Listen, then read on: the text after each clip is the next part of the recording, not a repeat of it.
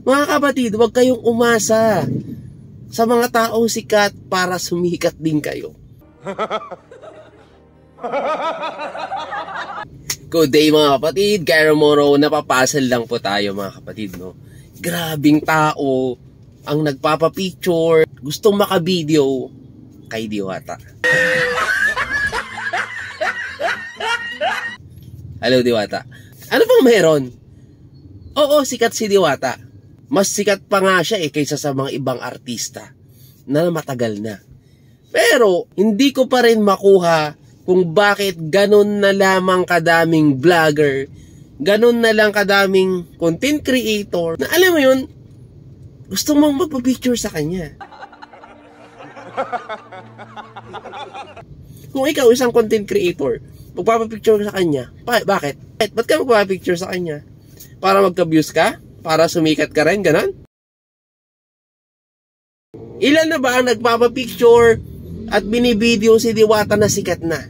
Mga kapatid, huwag kayong umasa sa mga taong sikat para sumikat din kayo. Gumawa kayo ng sarili nyong pangalan paunti-unti. Gumawa kayo ng sarili nyong identity. Hindi yung para kayong ewan sa kasusunod kay Diwata. Or parang sinasamba nyo na nga Pipila kayo para mapicturean siya. Pipila kayo para makakuha ng video niya. Sa simbahan ba pumipila kayo? Sa church ba sinasadya nyo kahit malayo yan para makapag-worship lang? Baka hindi. Nakakalungkot, diba?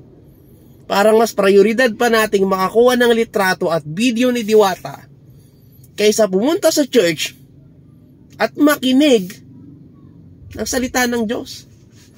Mga kapatid, wake up!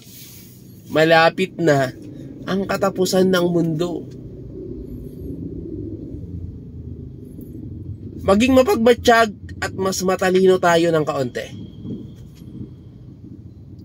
Ang dating kasi mga kapatid, sinasamba nyo na si Diwata. Huwag nyo po siyang sambahin. Tao lang yan. Aba, tao lang yan. Huwag nyo sambahin na para bang mas mataas pa siya sa nagbibigay sa'yo ng buhay araw-araw. Sa nagbibigay sa'yo ng hininga araw-araw. Sa nagbibigay sa'yo ng lakas sa araw-araw. Pero kayo post, Diwata, mag-post tayo. Jesus Christ. God the Father, God the Son, Amen. Ganun dapat. Ang sabi nga huwag magtiwala sa tao.